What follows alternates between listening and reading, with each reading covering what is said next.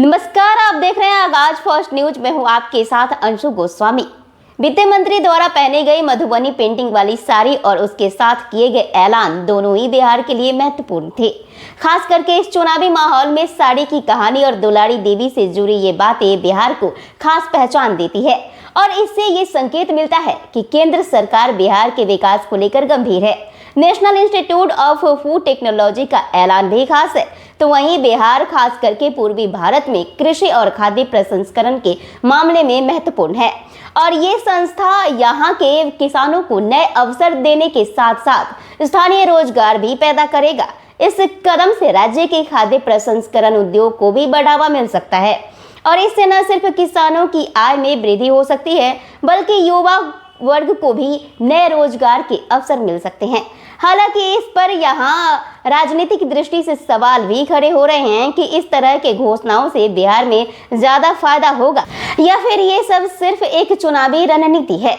केंद्र सरकार ने बिहार के विकास के लिए कई महत्वपूर्ण घोषणाएं भी किए हैं, जिनमें मखाना बोर्ड की स्थापना, IIT का विस्तार, नए ग्रीनफील्ड एयरपोर्ट और पश्चिमी कोसी नहर परियोजना शामिल है। तो वहीं मखाना बोर्ड की स्थापना से मखाना उत्पादन में वृद्धि होने की भी उम्मीदें हैं और साथ ही इसके विपणन और किसानों के प्रशिक्षण के लिए एक मजबूत ढांचा तैयार होगा।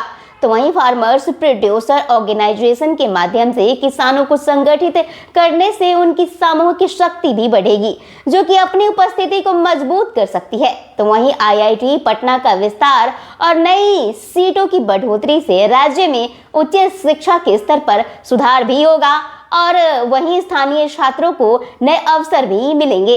हालांकि ये सवाल उठता है कि क्या राज्य के ग्रामीण क्षेत्रों के छात्रों को इसका सीधा लाभ होगा, क्योंकि IIT जैसी संस्थाओं में प्रवेश अक्सर मेरिट के आधार पर होता है।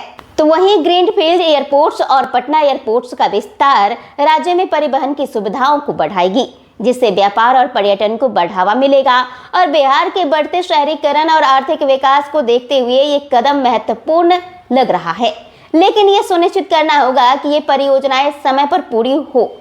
पश्चिमी कोसी नहर परियोजना के लिए वित्तीय सहायता का ऐलान मिथिलांचल के किसानों के लिए बड़ा लाभ हो सकता है, क्योंकि ये परियोजना 50.0000 हेक्टेयर कृषि भूमि को सिंचाई सुविधा प्रदान करेगी, जिससे कि कृषि उत्पादन में वृद्धि हो सकती है।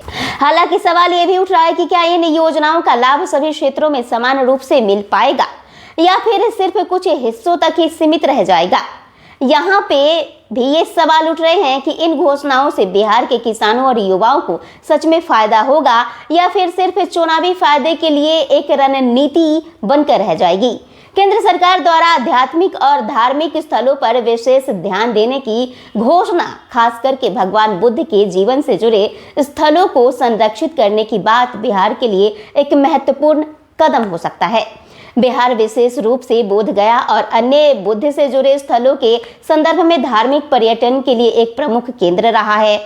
तो इस ऐलान से बिहार के इन स्थलों को और अधिक प्रमोट किया जा सकता है, जो कि न केवल धार्मिक बल्कि सांस्कृतिक और पर्यटन के दृष्टिकोण से भी राज्य की सूरत बदल सकती है।